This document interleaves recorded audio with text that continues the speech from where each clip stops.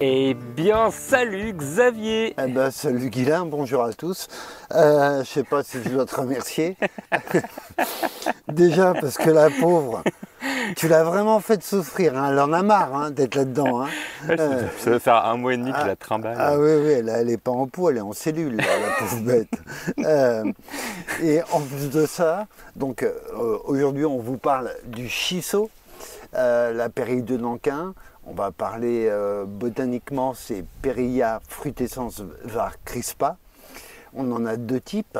On en a une pourpre et une verte. Après, il y a d'autres divisions. Il y a la fameuse pérille de Corée. Shiso, je ne sais pas comment On dit shiso. Shiso. Enfin, je crois. Pourpre, qui est vraiment une saveur très très particulière. Il n'a pas que la propriété de teinter. C'est vraiment très étonnant, comme il peut teinter en rouge, mais il a une saveur vraiment très spéciale. Ouais, c'est dur à décrire, je trouve, la saveur du shiso. Ah, moi j'aime pas. Clairement, j'aime pas. Si, avec une petite marinade, avec de la sauce soja, du gingembre, de l'ail. Voilà. Ça fait, mais le goût est fort et particulier. Vraiment très particulier. Le vert est beaucoup plus doux, il est plus réglisse en fait. Il est vachement moins, il bastonne beaucoup moins. Bon, néanmoins, maintenant que la pauvre elle est là, au moins se montrer clément et la planter parce que la pauvre là elle a du mal quand même, donc c'est très très beau, c'est donc voilà c'est plus beau que ça, là, c'est pas l'état normal. Ouais. Mais oui, ça fait une. Alors la variété verte est un petit peu moins haute, ça c'est un petit peu plus haut, quand il est en pleine forme, le rouge est plus haut, c'est absolument magnifique. Pour ceux qui aiment cette saveur très particulière, je crois que ça rentre dans la composition des vrais sushis, etc. Je crois. C'est souvent ciselé et mis dessus, et puis dans beaucoup de plats japonais. Et en fait, donc c'est une plante aussi quand même qui a énormément de vertus médicinales. C'est une plante qui est originaire d'Asie du Sud-Est, qui est spontanée, et donc qui est très consommée, très cultivée. Donc moi, je trouve qu'on dit souvent que sa culture est proche de celle du basilic. Franchement, c'est beaucoup plus facile, beaucoup moins exigeant.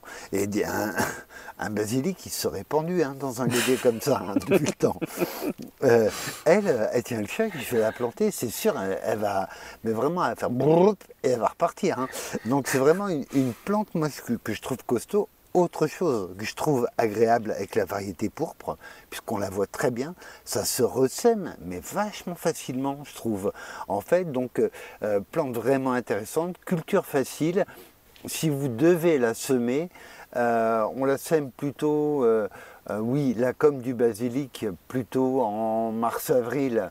Mars sous abri ou avril, mais pas trop, c'est pas la peine, ça va très vite, de toute façon, c'est pas la peine de commencer trop tôt. En fait, ce qu'on remarque aussi, c'est que au niveau des gestes à faire, il n'y en a pas 50. Là, c'est le même principe que le basilic. Quand vous la pincez, les ramifications secondaires se développent, les pousses secondaires se développent. Donc pincer, ça permet qu'elle s'étoffe un petit peu. Là, la pauvre petite, elle est partie en tige, elle fait ce qu'elle peut. Mais en fait, ce qu'il faudrait faire, c'est la pincer. Et puis la laisser démarrer, et au niveau de ces pousses qui sont à l'aisselle des feuilles. Ah oui, couper la partie haute et puis... Voilà, comme ça va permettre de réveiller, hop là, voilà. Et ça on pourrait le bouturer d'ailleurs, ça bouture bien. Donc là, moi je vais la planter comme condition de culture. Alors c'est une plante qui est quand même habituée à avoir un peu chaud, donc c'est que ça fait partie de ces aromatiques qu'on va planter à des situations ensoleillées toujours.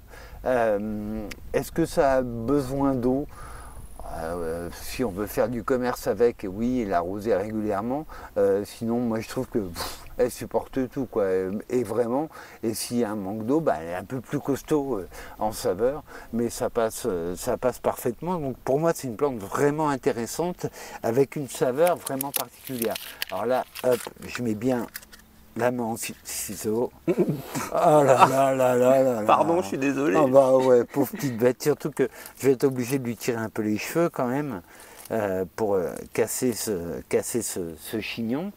Au niveau du développement, moi je pense que les planter, les chisos à 40 en tous sens, c'est pas mal. Donc, là, ils sont en quinconce à 40, c'est ça? Ouais, c'est ça à peu près, quoi. Un bon 40 on va dire. Intérêt du paillage, non pas qu'il n'y a pas d'adventice, mais que le sol en dessous, il est frais, il est grumeleux, il est couscous, c'est nickel. Donc après, toujours pareil, le couteau, plantoir, tac, le sol est frais, hein, ça a inondé hein, ici hein, quand même. Et voilà, tac. Après, on apporte un bon arrosage, l'arrosage de plombage, hein, qui n'est pas destiné à donner à boire à la plante, mais qui est bien destiné à chasser l'air qu'il y a entre la terre et les racines. Et éviter l'asphyxie racinaire. Et voilà, et puis on va vous donner des nouvelles, mais à mon avis, là, dès qu'on... d'ici Noël, quand on aura eu quelques rayons de soleil, elle sera... On fera des sushis. Elle sera très belle. Alors, on vous a parlé du shiso. Tu m'en as même amené un qui était bien déprimé, on va dire. Donc là, on est avec Masato Fujisaki, qui est... Question shiso, c'est un petit peu son domaine quand même. Hein. Tout ce qui est légumes asiatiques, donc aussi cuisine asiatique. Et toi, Masato, tu fais du vert. Ouais. Pourquoi tu fais pas le rouge? Alors, je fais pas le rouge parce que je trouve qu'il a pas spécialement de goût utilisé en frais comme ça. En fait, il faut le transformer, c'est-à-dire le faire sécher ou le faire fermenter pour qu'on trouve vraiment des propriétés intéressantes. D'accord. Au Japon, il est toujours utilisé dans les fermentations, c'est notamment avec la prune séchée. D'accord, ouais. On l'utilise pas mal, et puis après en jus, etc. Ok. Mais voilà, comme moi je vends en France et surtout à des Français, quoi, il faut un truc qui soit facile à consommer et facile à expliquer. D'accord. Donc c'est pour ça que je fais le vert.